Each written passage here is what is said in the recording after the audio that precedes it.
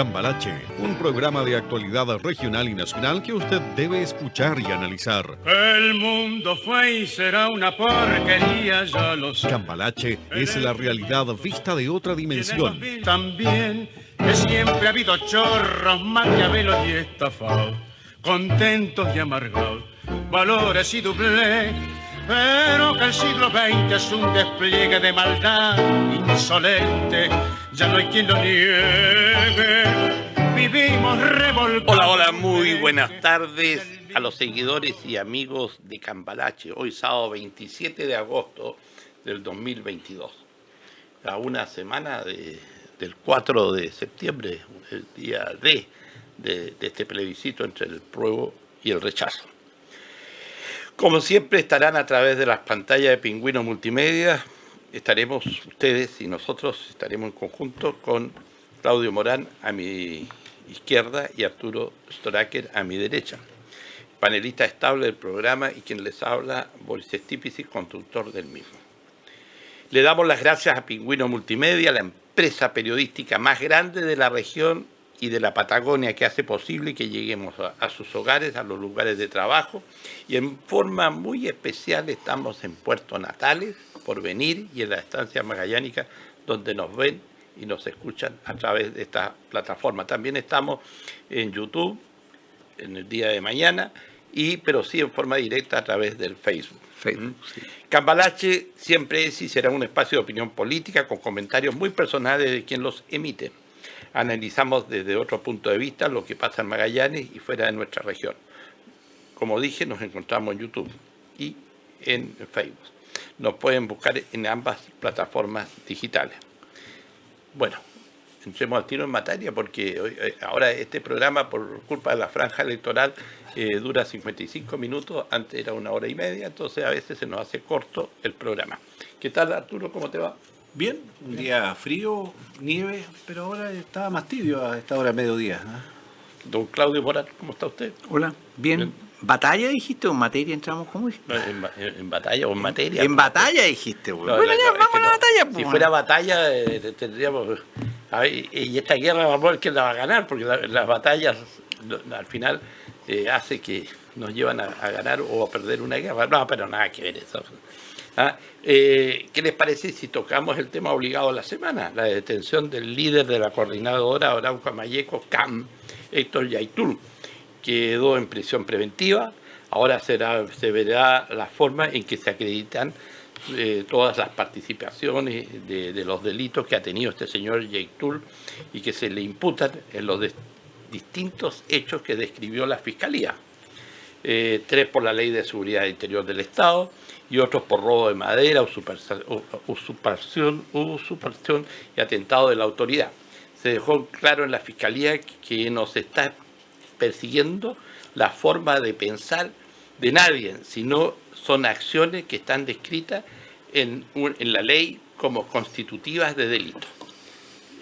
Interesante esto, pues vamos a analizarlo, no sé por dónde partimos, por Arturo o por Claudio. Mira, para mí es bien interesante el momento de la detención, y pareciera que fue justo lo capturaron ahí comiendo en un restaurante, algo así. Una cazuelita, y quién pagó la cuenta nunca supe, pero alguien la debe haber pagado, que se lo llevaron. Hizo perro muerto entonces, además, agréguenle otro cargo. Pero hay varios elementos interesantes que analizar. Primero, cómo ha copado los medios. El hecho que lo detengan, todo lo que haya sido o se haya planificado antes de eso, él acaparó los medios. Hay que reconocer que la agenda la ha impuesto él. Y algunos dicen, bueno, fue casualidad. Yo creo que no. Yaitul, yo me acuerdo que fue detenido en 1988, cuando era miembro del Frente Manuel Rodríguez. Fue, dicen, torturado. Es un tipo entrenado, preparado. Y después se metió en la causa mapuche. No parte en la causa mapuche, parte mucho antes. Y tiene muchas detenciones por lo demás. Entonces esto que suceda en este momento y que lo hayan capturado tan fácilmente a una persona entrenada me merece serias dudas. Yo creo que escogió el momento, puso el tema indígena en primera plana y nos va a tener una semana hasta que termine el plebiscito, va a estar estos temas en cartera. Así que este es un tema interesante. El otro, los llamados telefónicos, todos hablan que la ministra llamó, exministra ahora, pero la pregunta es ¿quién le pasó el teléfono? Porque está bien, llamó, pero ¿quién le pasó? Porque dice, ¿usted quién le dio mi número? Ese es un tema interesante de seguir ese hilo, porque alguien le pasó el número. No basta decir yo llamé, aquí mi secretaria, los WhatsApp, no, hay que ir al hilo al otro lado. ¿De dónde viene el número y por qué quiso conseguir el número? Eso va a ser interesante saberlo. Porque no ha hablado hasta el momento la exministra. Aquí ha hablado el gobierno, quedan muchas interrogantes. Ustedes han visto que siempre que alguien sale del cargo, normalmente al poco tiempo canta Gardel. Empieza a decir su realidad, yo nunca supe, yo supe. ¿Qué instrucciones tenía? O sea, hay muchas interrogantes todavía. Pero lo que sí, no cabe lugar a duda, que el primero que sabía que iba a ser detenido era Yantul. Para mí no cabe duda que él sabía que, y se exponía a que eso ocurriera, y cuanto antes ocurriera para él era mejor. Así que esa es una arista nueva que yo veo que no se ha transmitido mucho en los medios, sino que ha estado más que el gobierno no está, que el fiscal fue medio desafortunado, que está comprometido, etcétera. Pero para mí el tema es que una persona con esa preparación, que se pudo haber ocultado perfectamente, fue rastreado por celular, puros errores como, yo diría, muy elementales para alguien que viene al frente de Manuel Rodríguez, que recibió instrucción paramilitar de partida, y que se deje pillar en un restaurante incógnita. Eso es más o menos lo que creo que es novedoso, porque el resto es como repetir un poco lo que está en los medios. Sí, claro. Dona Claudio. Como tú bien dijiste, estamos a una semana de un hecho fundamental, tan básico como este, que Chile muera definitivamente o sobreviva malherido. Esto que está ocurriendo en realidad es crónica de una muerte anunciada. Lo describo en mi columna de mañana en El Pingüino, las trampas de última hora, porque en realidad era previsible que ocurrieran cosas total o aparentemente fuera de programa en los últimos días previos, pero obviamente aquí hay una manipulación de opinión pública, en parte por lo que dice Arturo, que esta cuestión no se la traga a nadie, que el supuesto terrorista más apetecido de Chile haya estado exponiéndose en forma estúpida, inexplicable durante varias semanas, diciendo, miren, yo hice esto, yo hice todo otro, eso aquí, eso allá. Evidenciando una vez más que yo creo que Chile es el único país del mundo en que ocurren, el único país del mundo en que ocurren muchas cosas, pero entre otras cosas que el terrorismo se le trata de perseguir a punta de querella, es una soberana estupidez. Como bien dice Arturo, es también increíble que un verdadero guerrero lo hayan detenido en un restaurante sin siquiera disparar un tiro. Sobre todo después que la organización a la cual pertenece frenó a 800 y tantos efectivos policiales en el verano del año pasado, cuando intentaron entrar a Temucuicú, incluso mataron a un PDI. Y no, esto no calza, no tiene ninguna lógica. Lo que sí parece que estaba totalmente fuera de programa de todo lo que está ocurriendo con este personaje que cual Nelson Mandela está tras las rejas en este momento, es la filtración del contacto entre el gobierno y Aitul. En un país del mundo civilizado, esto le cuesta la salida al gobierno completo. Pero este es el único país, el gobierno anterior, el del innombrable, negoció con el terrorismo en noviembre del año 2019, pero esta es una cuestión mucho más estrecha, o sea, por favor, ¿cómo hacer para tanto la mala memoria de los chilenos y olvidar que justamente una de las ramas de la insurrección que está detrás de las fuerzas, junto a las fuerzas políticas que conforman el actual gobierno, es justamente el terrorismo separatista mapuche? Pero si son de ellos mismos. Ahí me gustaría no preocuparme tanto del teléfono del asistente de la ex ministro de Bienes Nacionales. Revisemos los celulares y las llamadas del presidente de la República para abajo y de todos los ministros, porque esto ocurrió en el Palacio de la Moneda. La ministra de Desarrollo Social tiene oficina en la Moneda. Entonces, aquí como que empieza a cerrarse el ciclo. Pero, bueno, esto es Chile. Aquí pasa cualquier cosa. Aquí se aguanta cualquier cosa. Aquí se miente, aquí se calla. Pero los acontecimientos siguen su curso. Seguramente vamos a tocarlo en un momento más. los resultados ya son previsibles. Lo que es imprevisible, por lo menos para la opinión pública, es lo que se está tramando tras bambalinas, porque yo siempre les he dicho a ustedes, señores, señoras, señor, en la política todo es conspiración. Aquí nada es puro y simple. ¿Qué es lo que se está tramando? ¿Qué es lo que se tiene negociado a contar del día 5 de septiembre? Ese es otro tema que podemos tomar, ¿no es cierto? Bueno, ¿terminaste tu intervención? Por ahora. Ya.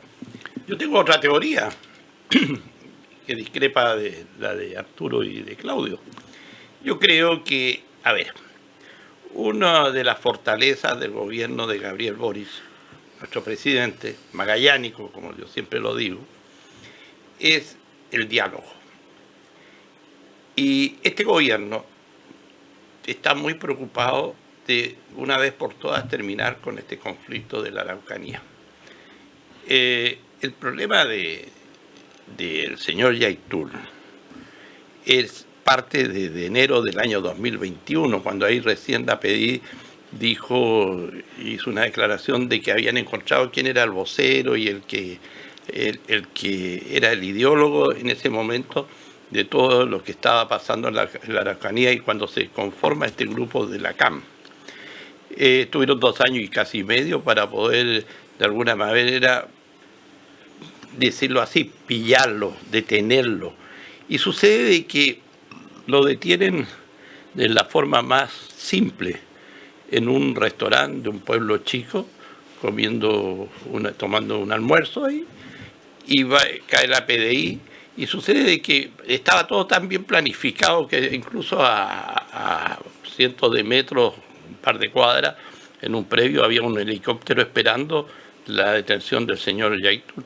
Claro, hay algo como que se ve como algo de película, como ver una película de policial, que todo estaba medio preparado, en que los buenos y los malos saben de qué se trata el argumento de la película.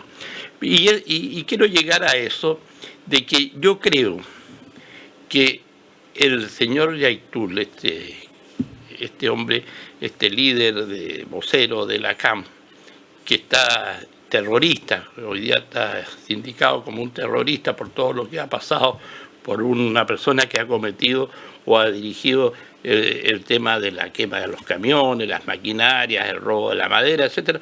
Por eso fue formalizado en el día de ayer. Pero yo creo que aquí el gobierno no se puede sentar a conversar con una organización terrorista declarada fuera de la ley para buscar la pacificación hoy día de la Araucanía. ¿Qué tiene que hacer? Tiene que, de alguna manera, este caballero, este hombre Héctor Yaitul, yo creo que él se entrega para ser enjuiciado y de alguna manera, después del juicio, poder recién entrar en conversación, si le da tiempo, el tiempo del tema de su condena, para poder conversar con el gobierno y buscar esta pacificación. Yo creo que la cosa va por ahí. Ahora, los líderes de la CAM no es solo el señor Yaitul, sino hay otros líderes que también tienen las mismas responsabilidades que la que tiene este caballero. O sea, pero él es la figura, es el número uno, como por decirlo así. Entonces, yo creo que esto, por un lado, debe haber sido conversado con algunas autoridades, especialmente del Poder Judicial, para buscar la salida, para de una vez por todas llegar a la pacificación de la Araucanía y buscar los elementos para que de alguna manera ya no tengamos más estos atentados y no tengamos más este tema de que en base a la fuerza ellos quieren obtener el objetivo que en un momento se propusieron. Ahora, ¿por qué? Porque un gobierno no puede hablar con grupos terroristas, eso está claro. ¿Cómo un gobierno va a hablar con gente que está haciendo terrorismo, que está quemando camiones, que está incendiando las casas de los predios, que está haciendo cosas que no están reñidas con la ley de la convivencia entre chilenos? Por más que ellos se digan que son chilenos, pero sí en el intentando, dentro de las entrevistas que hacen los medios de comunicación, por ejemplo, hubo algo que me llamó la atención, una de las dirigentes de la CAM dijo, no, que nosotros, la madera que se robaba no era robo, porque esa madera le pertenecían a ellos. Y yo creo que se equivocó, porque el pino y el eucalipto fueron plantados o sembrados la semilla por las forestales, y son especies introducidas en el área de donde están ellos viviendo, o sea, los terrenos de ellos, en las miles de hectáreas, que ellos dicen que son sus tierras. Yo creo que ahí yo no comparto con esas políticas y esas apreciaciones que tienen algunos dirigentes mapuche frente a lo que ellos dicen ser de ellos. A ver, las tierras de Chile es de Chile, de la nación de Chile, y a través del Ministerio de Bienes Nacionales las tierras se entregan, se reparten, se concesionan a terceros, y muchas de esas tierras se hacen de la propiedad de particulares, y un particular, cuando tiene una propiedad de un terreno, es del particular que compró y obtuvo ese terreno. Entonces, no van a venir los señores de la CAM a quitarle las tierras porque se les ocurrió y por decir que son tierras de ellos. Entonces, ese es el tema de fondo, que aquí las cosas hay que aplicar la lógica de la convivencia, y por eso yo creo que el gobierno tiene que entrar a conversar, porque si no, esto va a ser una eterna guerra entre un sector denominado CAM y el gobierno de turno, que tiene que parar estos actos que hoy día tenemos, que yo sí digo son terrorismo, porque los gallos, para obtener sus objetivos, están quemando los camiones, la maquinaria, y están peleando especialmente con las forestales. Arturo, y después Claudio. Hay un aspecto que creo que puede aclarar un poco el tema político. ¿Por qué renuncia la ministra? Por la responsabilidad política. Se supone que el gobierno, donde se manejan este tipo de problemas, es el comité político, que ella no es miembro, en este caso Desarrollo Social, no es miembro del comité político. Ahí es donde se ven los cursos de acciones, qué se va a hacer con este tema. Y obviamente el que ha participado activamente, que lo pillaron, como se dice vulgarmente, en Pampa, al subsecretario. Entonces, cuando hay esas descoordinaciones, y tú dices, oye, mira, aquí vamos a aplicar la responsabilidad política, sabéis que sonaste, renuncia porque estáis frita, es para que no escale más el problema. Cuando uno pide la responsabilidad política, base en mi experiencia y personal también, es para que no escale esto al presidente. O sea, porque de una u otra manera, si hubiera algo de esto, estaría involucrado el comité político y obviamente el presidente. Entonces lo mejor, ¿sabéis? Fuera, dejamos la responsabilidad política y tratemos que hasta aquí llegue el problema. Hasta ahí está controlado. El problema es qué pasa si la subsecretaria en un momento dice, yo soy la chivo expiatoria de esta cuestión, voy a hablar, voy a decir mi propia verdad, que en algún momento va a salir, porque hasta el momento pareciera como un álamo guacho ahí que se tiró por su cuenta, hablando, en un momento inoportuno, donde ya el gobierno teóricamente había asumido una posición. Entonces, hay ese otro elemento que es la parte política, el accionar político descoordinado que está demostrando el gobierno. Y esto es realmente desastroso cuando tus ministros se sienten que son tan empoderados para operar en sí mismos más allá de lo que están autorizados o simplemente por iniciativa propia en un hecho tan relevante. Es complicado, demuestra incompetencia. Y eso lo están tratando, mira, algo que inicialmente parecía bien, capturamos a este personaje que había, y de repente se te empieza a venir esta bola en contra, que fuiste realmente incompetente desde el punto de vista de manejo del problema, y te está rebotando en contra. Lo que pasa es que son realidades. Yo no digo la derecha, la izquierda, esto está en los medios. Ustedes cuando ven la responsabilidad de la política, ¿por qué ella no le pide la renuncia? Ella renuncia por la responsabilidad política. Generalmente con la responsabilidad política uno dice, oye, ¿sabéis que esto no quiero que escale más? Yo me echo la culpa y me mando a cambio. La responsabilidad política, sí te doy. La responsabilidad política está en que el presidente no sabía de que la gestión que estaba haciendo ella. Dos correcciones. Primero, la ministra de Desarrollo Social, que está en La Moneda, es parte del comité político, como se amplió en este gobierno. Segundo, no tenía idea. lo que la prensa más criticó es que ella se enteró por la prensa, de que el presidente la había destituido diciendo: he aceptado la renuncia, nunca había renunciado. Y ahí llamó a su presidenta de partido, a la señora Pietrangeli o algo así. Bueno, fue destituida. El ministro de Estado, su nombre más preciso es secretario de Estado, es secretario del presidente en tal área. Su confianza personalísima. Se ha hecho habitual en Chile que se transforme en un fusible, en un sistema que no es parlamentario, sino sería eso mucho más deslindado, sino que en Chile es una práctica simplemente, como una forma de no escalar al presidente. Pero esto ocurrió dentro del Palacio de la Moneda, dentro de la casa del presidente, y se descubrió el contacto. Por favor, ¿cuál es la finalidad del terrorismo mapuche? El separatismo. Yo me alegro mucho que Boris haya abjurado de la base fundamental del Estado plurinacional que nos quiere meter el proyecto de nueva constitución, que es el que defiende como su principal activista el señor Boric, y que está haciendo campaña por todo Chile, que es la plurinacionalidad, la nación chilena.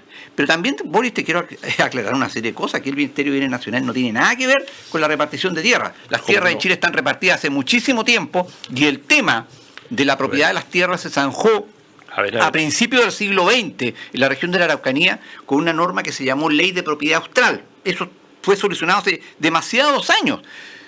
Los traspasos de tierra a comunidades mapuche se han hecho a través de la CONADI, simplemente a través de el contrato de compra-venta de bienes raíces, que se ha prestado además para un montón de negociados, malas maniobras, en fin, pero dice llanamente. Ahora, este país, tengámoslo claro, este país está anclado y retrocedió a los años 70. Porque cuando los terroristas mapuches, como Yaitul, que están en la agenda telefónica de las autoridades de gobierno, y esta cuestión es un show, esto es un tongo, digamos las cosas por su nombre, pero un tongo que le está reventando en la cara, por lo que no contaban que se supiera de esta comunicación. Me acuerdo cuando dos grupos, el MIR y la BOP, se dedicaron a hacer asaltos, especialmente a bancos, y les llamaban, no eran robos, expropiaciones. Ahí se empezó a usar el término expropiación. Ahora, ¿qué dicen? Es la recuperación. Estamos recuperando tierras, estamos recuperando madera, estamos aquí, estamos allá. Están robando, lisa y llanamente, pero están robando para financiar la causa insurreccional terrorista mapuche. Y esto me recuerda, por ejemplo, lo que todo el mundo digo, el planeta Tierra, no me refiero acá en Chile, porque al chileno los periodistas lo han mantenido en la ignorancia. ¿Cómo se financiaba la ETA? Tráfico de drogas, la cocaína especialmente, y la vinculación con los grupos de Pablo Escobar y otros, llevaban cocaína a Europa y ya la distribuían, tremendo negocio. Así se financiaba. Bueno, la organización terrorista mapuche se financia, primero, en parte, con el robo de madera, fundamentalmente también con el tráfico de droga. Si a este señor Berkov, que dice ser mapuche, con un apellido ruso, Berkov, lo detuvieron, no con 9 papelillos en el bolsillo, con 900 kilos de pasta base. Eso es lo que hacen. Si los lugares como Temucuicui y otros son laboratorios de fabricación de droga, que después no se van a vender a Temuco, se los aseguro, que es una ciudad muy pobre. Esto se vende y se distribuye por todo Chile y acaso también se exporta. Sí, es toda una maquinaria en todo esto, pero insistamos, y se los insisto, esta cuestión es un bluff. Aquí, sin embargo, salió a la luz, porque al final la verdad siempre sale a la luz, los nexos, la amistad, la vinculación, y lo que dijo el abogado del Ministerio del Interior, que era defensor de Yaitul en otra causa, el gran líder Yaitul, esto, lo otro, lo demás allá, etcétera. Eso es lo que declaró este señor en la audiencia, quedó grabado, en fin, ese es el abogado defensor. Si existe un nexo entre el terrorismo separatista, entre el crimen organizado y el gobierno de Gabriel Boric, lo demás son cuentos. Y eso es lo que se va a definir también y empezar a decantar, y espero que para bien, el día 4 de septiembre. Ya todos los analistas económicos especialmente, bajó un poco el dólar. Dicen que el mercado está internalizando que es un hecho que va a ganar el rechazo. Y eso ha traído cierta calma. Sin embargo, ojo, y esto lo quiero advertir, con esto termino esta intervención. Va a ganar el rechazo, pero los problemas de Chile nunca han sido de constitución. Los problemas de Chile se van a seguir agudizando. Como decía un académico de alto nivel, bueno, yo de repente me conecto por ahí a algunas clases, la actividad intelectual es mi pasatiempo, un poco pasado de moda, pero en fin, el tren del desarrollo pasa una sola vez y Chile lo perdió. Chile hoy es un país mucho más pobre que el año 2019, que se sigue empobreciendo y señora, señor, y usted lo sabe a lo mejor, hasta en Punta Arenas está entrando el león a las casas. A este país le está entrando el hambre. Hay hambre en Chile, hay ruina, hay quiebra. Aunque gane el rechazo, los miles de chilenos que se fueron no van a volver y los capitales que se han ido no van a volver. Desgraciadamente el daño ya está hecho, pero podremos sobrevivir. Si no gana el apruebo, podemos sobrevivir. Si gana el apruebo, estamos muertos. Bueno, entonces, si tuviéramos que aceptar tu teoría, Claudio, tendríamos que decir que nosotros estamos viviendo de la herencia del señor Piñera, porque el gobierno de Boric no tiene más de 7 meses. Entonces, aparte que el caos lo multiplicó. Hasta el innombrable lo habría hecho menos mal que esto. No, entonces, usted puede ver cómo actúa la derecha. La derecha sufre de amnesia. Pero una amnesia... No, yo no tengo amnesia. Yo no tengo, hablo de la derecha. Muy buena memoria. Porque ellos creen que todos los males que ellos hoy día están como listas de supermercado enunciando son responsabilidad del actual gobierno. No, señoras y no, señores. Si miramos los males que estamos viviendo, es parte de la herencia que dejó el gobierno de Piñera. Y eso es lo que hoy día el gobierno... Mira, ayer conversaba... me dejan, ya, estoy de acuerdo. No, espérate, estoy totalmente de acuerdo contigo. Déjame terminar con mi exposición, Claudio. Te aplaudo. Después tú tendrás derecho a replicar. No, la tengo preparada. Me estoy colgando de las palabras de Claudio. Entonces, de alguna manera... esa herencia la vamos a arreglar con el gobierno de Gabriel Boric, porque tenemos que cambiar Chile. Hoy día, con la gente, ¿por qué votó por Gabriel Boric? Porque quiere un cambio radical. Ya estaba aburrido con los gobiernos, yo te voy a decir, incluso hasta con los gobiernos de la concertación, gobiernos planos. No me desagradaría un gobierno radical, te diría. No, cambios radicales. Gobierno radical. Cambios revolucionarios, ya para que te guste más. Pero mire, ¿sabes cuando hablan esto de los enclaves? Yo quiero recordarle a mis amigos de la derecha, los que nos están viendo, que creo que son hartos, porque tienes hartos seguidores, Claudio y Arturo, de la derecha, en el programa Cambalache. ¿Ustedes se acuerdan de Colonia Dignidad, que es lo que era? La actual Villa Baviera. Era un enclave alemán situado en Chile en un fondo de 16.000 hectáreas, llamado Lavadero, ubicado en la zona precordillana del Parral, a orilla del río Pichurfiquén. Es la 7ª región del Maule. Ello fue instalado en el año 1961 y estuvo siempre marcado con un hermetismo, y este grupo de gente que representaba Colonia de Dignidad, que eran alrededor de 800 personas, y después muchos más, trabajaron con la dictadura de cívico-militar de Pinochet. Ahí parece que se construía toda la ideología del gobierno de la dictadura. En ese sentido, su ubicación estaba ubicada lejos de las ciudades principales, pero con una organización de poder, lo que le permitió tener marcadas áreas de influencia y control de las zonas aledañas de todo el sector del Maule. Ello tenía un férreo círculo de protección y de poder, esta Colonia Dignidad, que... Me parece que lo traía preparado. Pues, Sí, lo traía preparado, lo traía preparado porque de esto no se ha hablado en Chile. ¿Sabe usted que en ningún canal de televisión ahora vamos al empate. a nivel nacional, después tú tienes derecho a réplica y a contestar al empate, en ningún canal de televisión a nivel nacional se ha tocado qué fue Colonia Dignidad cuando se habla del plurinacionalismo, cuando los alemanes hacían lo que querían, tenían, ¿saben ustedes que estos alemanes en Colonia Dignidad, que era una secta más que nada, tenían hospital propio, salud propia, educación propia, justicia propia dentro de la Colonia de Dignidad? Entonces, ¿quién eran los protectores de la Colonia de Dignidad? Estaba el exministro de Justicia, el señor Larraín, del gobierno de Piñera. Él estaba metido y como él, muchos próceres de la derecha estaban muy metidos en el tema de Colonia de Dignidad. Entonces, pero eso no se habla.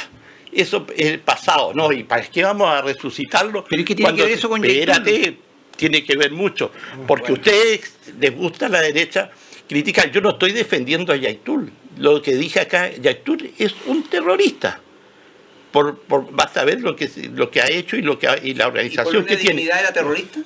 Mira, ¿Era terrorista o no? Mira, Colonia Dignidad era una secta. Pero era terrorista. Pero no compartía, era un país dentro de otro país. Colonia Dignidad era un país que se llamaba Colonia Dignidad dentro de un país llamado Chile, porque ningún chileno, ni tú, ni yo, ni nadie podía entrar a Colonia Dignidad, ni tocar la puerta, ni golpear la puerta. Y de alguna manera lo que se hizo en Colonia Dignidad no tiene nombre para la democracia, porque ahí se torturó, ahí se mató chilenos, y eso está en el informe de los derechos humanos en Chile. Entonces, ¿qué les digo con esto? Que la derecha y mis amigos de la derecha, tengo dos acá al lado mío, a veces ven la paja en el ojo ajeno y no la viga en el propio. Y eso es importante tenerlo presente. Ahora di todo lo que quieras, Claudio.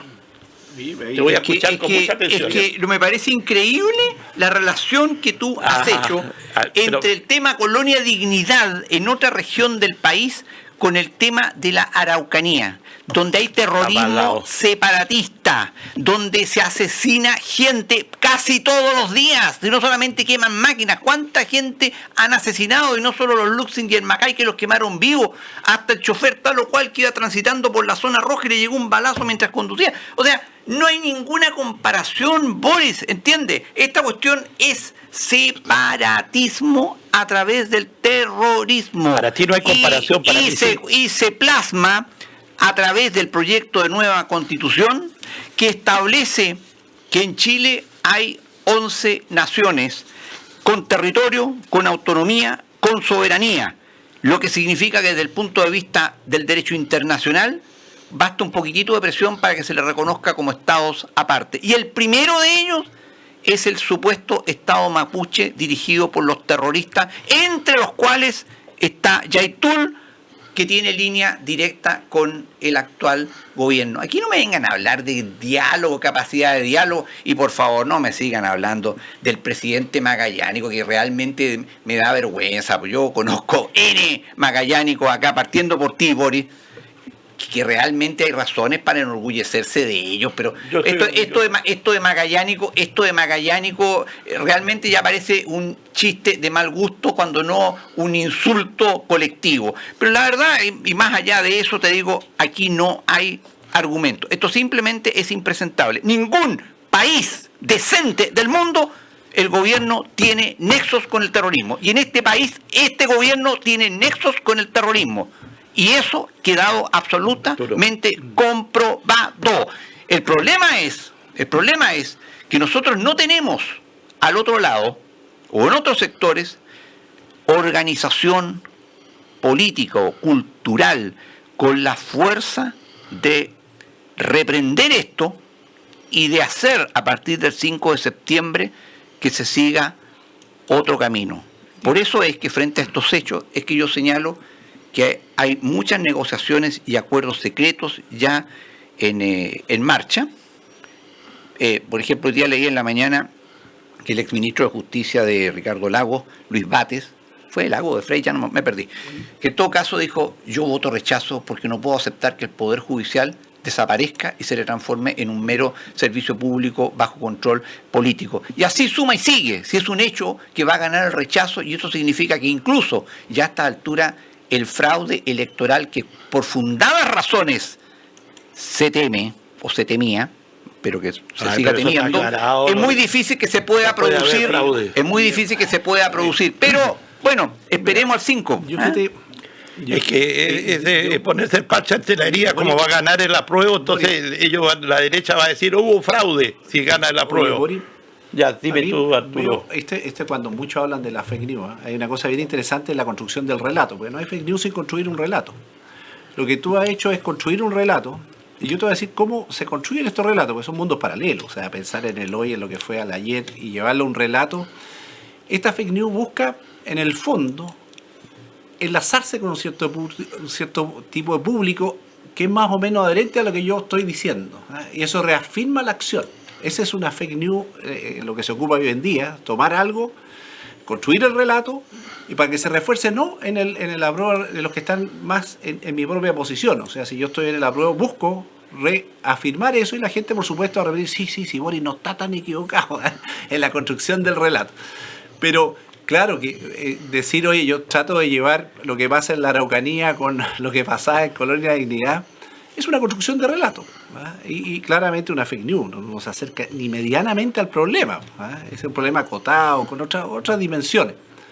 Entonces, creo que ha hecho un intento de crear una fake news a base de un relato para convencer a tus propios adherentes. Pues sí, está bien, Boris, yo no te lo discuto, es parte de lo que de repente hace la gente cuando construye la fake news. Es crear relatos. Tú has creado un relato interesante, te tomaste buen tiempo, veo que trabajaste harto, pero en el fondo eso no va a convencer a nadie que no sean de los que ya están convencidos. Bueno, pero tú que hablas de crear fake news. Claro. Qué linda palabra, fake news. No, te lo voy a explicar. Espérate, si después la explica. Si hay tiempo para todo. De alguna manera, no es un relato todas las mentiras que ha dicho la derecha, que está por el rechazo, y los amarillos, esos amarillos que aparecieron, ex concertacionistas, traidores de los ideales de la concertación. Sectario. Traidores, pero si lo digo, le apunto con el dedo, traidores. La concertación revolucionaria de Chile. Fueron traidores, y hay que decirlo con su nombre. Aquí no hay que estar palmoteando a nadie. De alguna manera, las mentiras también es un fake news. Es mentir de que a usted le van a quitar la casa, que no va a ser heredable, que las plata de la AFP no va a ser suya. Todo es mentira. Entonces, ¿qué ha hecho la derecha frente a esto? Ha mentido. Pero ¿qué pasa? La gente empezó a darse cuenta cuando empezó a leer la Constitución y cuando quedó demostrado de que eran puras mentiras en las interpretaciones que ellos le daban a cada artículo de la Constitución. Eso hoy día nos está llevando a que el apruebo gane y el rechazo pierda. Entonces, espérate, son relatos. Claro. Y la mentira es un relato. Y ustedes sí que tienen relatos, la gente de la derecha, con las mentiras que han dicho desde que empezó toda la propaganda y antes de la Constitución. Pero yo te quiero aclarar un tema que tocó Arturo, esta expresión fake news que tenía pendiente tocarlo. Fake news en inglés significa noticias falsas. Noticias falsas. Nunca es fake news, porque siempre es noticias, news, siempre con ese, para que lo entiendan bien. Segundo, el término ha sido usado por la izquierda radical que promueve esta constitución, que yo no le llamo mamarracho, que yo lo llamo como un peligrosísimo instrumento para la instauración definitiva, porque estamos a medias en eso, de una dictadura totalitaria en Chile, un sistema político totalitario. No, sí, 17 años vivimos en democracia con Pinochet. Es que es muy distinto, es muy distinto, y lo dijo el expresidente Elwin, un régimen totalitario de un régimen autoritario. Dijo, hasta donde yo sé, el gobierno militar fue un régimen autoritario. Y eso es muy distinto. Esto es un totalitarismo en que además se le miente esencialmente a las masas y se le trata de mantener en la ignorancia y engañado. No puedes usar el término fake news cuando una persona, más encima letrada, hace una interpretación de posibles normas jurídicas, porque el proyecto de nueva constitución es una posible norma jurídica. Y las normas jurídicas, por esencia, están sujetas a interpretación. Y las normas sobre interpretación en Chile, curiosamente, están en el Código Civil, que seguramente si llega a ganar el apruebo lo van a barrer muy pronto, de artículo 19 al 24 del Código Civil, las normas sobre interpretación de otras normas. No puede haber fake news en que una persona entendida se refiera al sentido o alcance posible de tal o cual posible norma. Porque las normas tienen que ser interpretadas primero por su tenor literal, segundo por su sentido lógico y tercero por el contexto, o sea, lo que se llama interpretación elemento sistemático. Tú no puedes interpretar ninguna norma. Esta línea significa esto, va a tener tales o puede tener tales y cuales alcances. Entonces, ¿qué es lo que ha hecho esta izquierda radical revolucionaria? Qué bueno que Boris lo reconozca, que esto es una revolución con corte de cabeza y todo, igual que en la Revolución Francesa, y con fusilamientos y cancelaciones, igual que en la Revolución Cubana. Eso es fake news. Ya lo están viendo. Fake news. No, eso es lo que nos quieren meter en la cabeza para el lavado de cerebro que le han hecho a millones de simplones que a lo más tienen 2 neuronas y apenas las conectan, entonces le meten una frase cliché y la gente, eso es mentira. La interpretación jurídica, no hay fake news. Lo que pasa es que en este país, en que convencieron a la gente que la señora Juanita iba a escribir desde el mesón de la cocina la nueva constitución y le mintieron, porque eso es absolutamente falso, porque esta payasada que llaman nueva constitución era dictada por señores como Atria, Massa, Barraza, 5 personas. Las normas a las comisiones respectivas, de ahí pasaban al pleno y eran aprobadas sin escuchar absolutamente a nadie. ¿Y qué íbamos a escuchar a los cubillos? Porque ni siquiera existen actas de esta comisión constituyente. No hay actas. Está todo grabado. No hay, las grabaciones no son actas, actas, no hay cómo determinar cómo se estableció tal o cual proyecto de norma. Entonces yo termino diciéndote, Boris, que esta cuestión de las fake news no es más que un concepto de construcción simplista de esta revolución totalitaria que se nos quiere imponer para desacreditar cualquier forma de disidencia.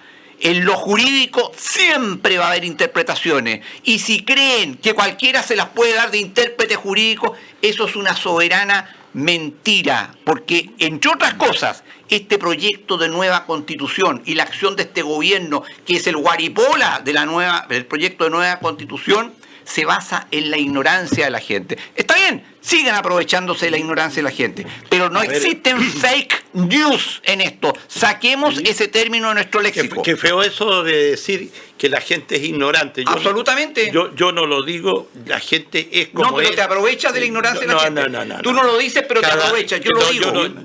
Yo no creo que la gente... Todo el mundo tiene valores. Sí, claro, pero puede ser ignorante.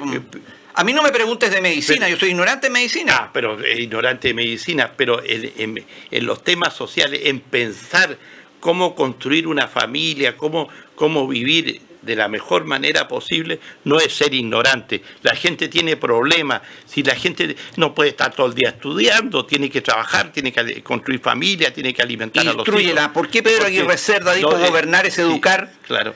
Porque no quisieron educar a la gente. En Chile la gente está estudiando. ¿Dónde está estudiando? Espérate. ¿Dónde?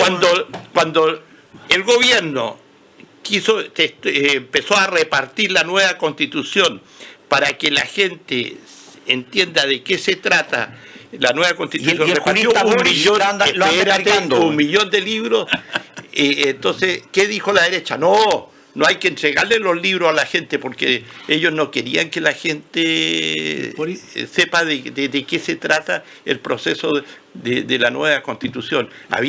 ¿Y cuál fue la gran teoría de a quien tú admiras, Pinochet? cerrar las escuelas normales, cerrar los pedagógicos, que la gente estudie menos, que la gente esté menos preparada, porque en base la derecha siempre ha querido ignorantes en este país, para ponerle la pata encima.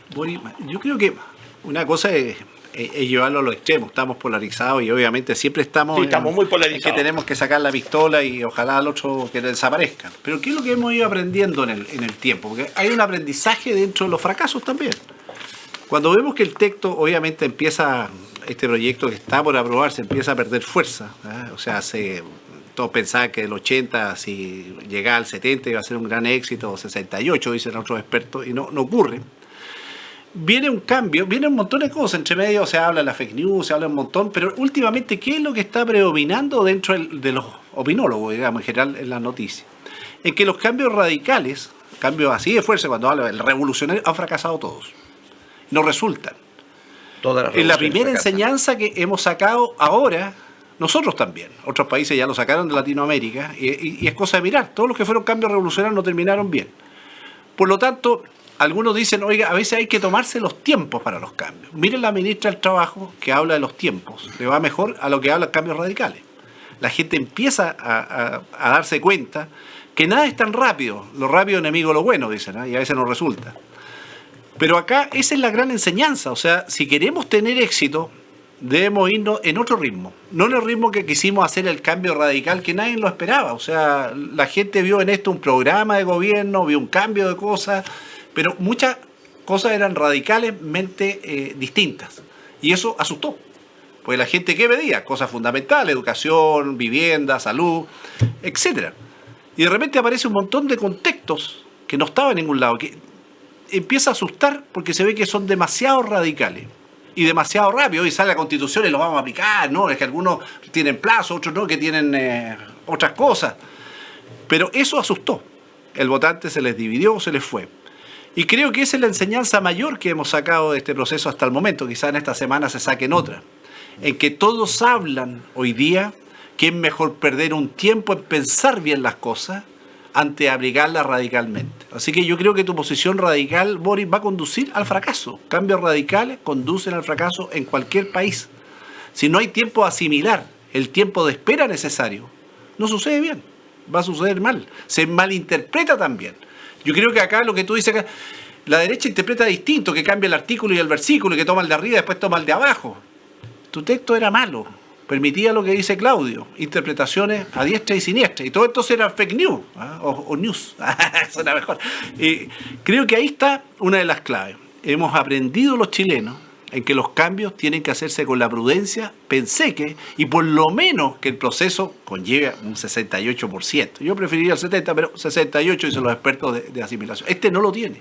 Este texto nace para el cambio, o sea, nace fracasado. Todo lo que nace antes de nacer ya lo estamos cambiando, es que no tuvo resultado, no unió, generó grandes problemas, eran radicales, y eso hace que su fracaso sea eminente. Yo soy un convencido que va a ganar el rechazo por eso, porque no se tomó tiempo. Pero Arturo y Claudio, si entonces sigamos, ellos quieren, Arturo, deduzco de sus palabras, de que quiere seguir con un país conservador como el que tenemos hoy día, donde el abuelo va a seguir jubilando con 300.000 pesos, donde la educación no va a tener un desarrollo como todo el mundo quisiera, donde todos tengan la posibilidad de educarse y no de los que tengan más plata tengan mejor educación, donde tengamos una mejor salud, donde tengamos un país más solidario. ¿Por qué la derecha no quiere? Porque la base de la nueva constitución es la solidaridad entre los chilenos, entre nosotros, entre los 18 millones de chilenos que hoy día componemos esta nación llamada Chile. Pero ellos no quieren la solidaridad, ellos quieren todo para uno y nada para el resto. Entonces, esa es la política de ellos. Ahora, en los pocos minutos que nos quedan para que alcancemos a opinar todo, ¿qué nos está dejando todo este proceso que estamos viviendo hoy día? Este proceso de que si se aprueba o se rechaza esta nueva constitución.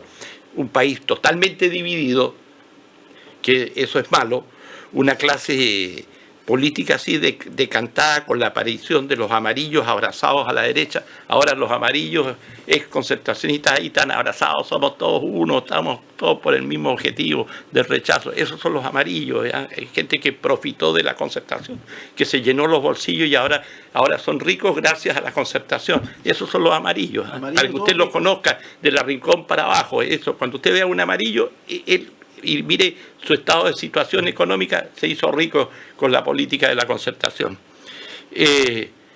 Hay expectativas sobre la inversión.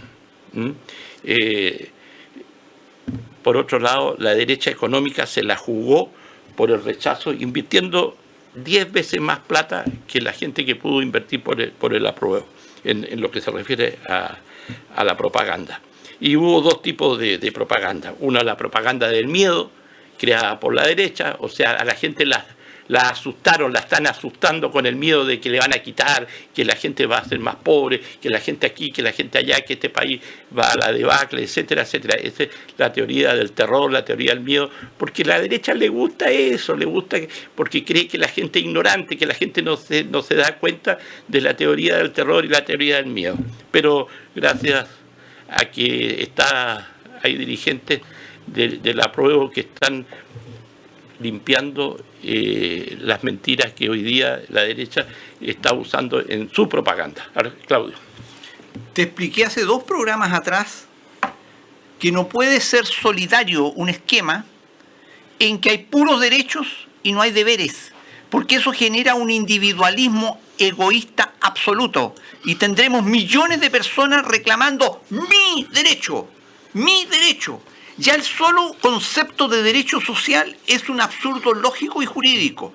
Podrá existir obligaciones sociales, obligaciones del Estado, pero no puede existir derechos sociales porque los derechos son por esencia misma individuales versus deberes que no existen. Derechos sin deberes son imposibles. ¿A quién le reclamas tu derecho? A nadie, y eso se hace imposible de cumplir. Eso es una contradicción lógica de base de este proyecto. En segundo lugar, ¿de qué nos sirve que al abuelo le paguen más de 300.000 pesos de pensión cuando tienes una inflación desatada, cuando en la conversión a dólar de esa pensión es cada vez menor? Pero en tercer lugar, y lo que ya está pasando en Chile, por favor, que aquí estamos en Punta Arenas, que es una isla, pero en el norte, en las ciudades del norte, tienes que tener cuidado de sobrevivir si vas en las calles.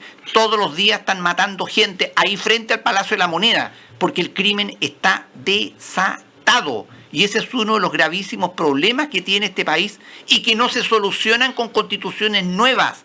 Y no lo va a solucionar gobiernos que tienen vínculos y que han protegido los derechos humanos de los delincuentes, de los terroristas, que no quieren cerrar las fronteras, que protegen a los inmigrantes ilegales, etcétera, etcétera, etcétera. Los problemas los crearon, los alimentaron ellos. Y nos guste o no nos guste, puede tener muchas pifias, pero lo cierto es, porque las estadísticas y las cifras no mienten. Este país llegó a tener un ingreso per cápita similar al de países de la Unión Europea como Portugal, pero no fue capaz de cruzar la puerta de entrada al desarrollo. Ahí lo agarraron y lo tiraron para abajo. No es que este país vaya a ser más pobre, este país ya es más pobre. Este país está entrando a una crisis similar a la de 1982. ¿Y saben lo trágico? Que a diferencia de ese tiempo, no existe un plan siquiera para enfrentar esto. Una nueva constitución no va a solucionar ningún problema. Es más, una nueva constitución como esta que defiende Boris, lo único que hace va a multiplicar los problemas. En Chile se perdió la confianza en las personas y la confianza en las instituciones. Y por eso vengo diciendo desde el principio de este programa, esto no va a ser coser y cantar. La crisis sigue y vamos a ver cómo la tenemos que enfrentar entre todos. Pero la revolución tiene que terminarse, Boris. Arturo, un minuto. Mira, yo lo que quisiera aclararte es que el Chile, nadie puede ser excluido por su idea. Los amarillos cambian de puente o que hayan estado en un lado. Es su derecho. Es totalmente su derecho. Y hay que respetarlos. Yo la última vez que vi eran más de 50.000 personas que habían firmado adherencia hacia los amarillos. No creo que todos sean ricos ni todos sean algo de otro planeta. Esto te ocurrió y ocurrió. Y no lo podemos negar. O sea, las mayorías se construyen en su momento. Tuviste todo el tiempo para hacer algo bueno y ahora los pajaritos volaron. No les gustó este borrador, no lo quieren aprobar. Y eso es lo que hoy día estamos peleando, que esta mayorías que se esperaban no ocurrieron. Y por lo tanto tenemos un Chile que va a seguir dividido por mucho tiempo. Y este texto no es el texto de la Unión, no es el texto esperado, ni va a tener resultados. Cuando algo no pasa ni siquiera el 51%, o que ganes por 50 más 1, no quiere decir que tuviste un gran triunfo, tuviste un gran fracaso. Y yo creo que eso es lo que le hace falta, por un lado, sí, al Frente Amplio y a los que están ahí. Tener alguna vez un fracaso. Gente que nunca ha vivido el fracaso, no sabe cómo afrontar las cosas. Creo que este va a ser su primer y gran fracaso. Yo creo que no. Ojalá que no sea lo que tú dices. Yo creo que va a ser un éxito esta elección del 4 de septiembre. Pero estamos llegando al final de nuestro programa. Espero que ustedes saquen sus propias conclusiones en su hogar. Las personas que nos están viendo estarán de acuerdo con Arturo, estarán de acuerdo con Claudio, estarán de acuerdo conmigo. Pero nosotros somos opinólogos de la política, opinólogos de estos acontecimientos que hoy día están sucediendo previo a una elección como es el plebiscito del 4 de septiembre. Y les quiero contar que el próximo sábado, como ya el viernes termina la franja, el jueves en la noche termina la franja electoral, ya regresamos el próximo sábado a las 13:30 horas con un nuevo Cambalache. Tengan ustedes muy buenas tardes y pasen un feliz fin de semana. Chao, chao. Abríguese. Cambalache, un programa de actualidad regional y nacional que usted debe escuchar y analizar. El mundo fue y será una Las opiniones vertidas en este programa son de exclusiva responsabilidad de quienes las emiten y no representan necesariamente el pensamiento de Pingüino Radio. Supermercados Rofil. Supermercado Rofil, tu mejor vecino, sigue aportando a la economía de los magallánicos. Es por eso que contamos con un amplio surtido.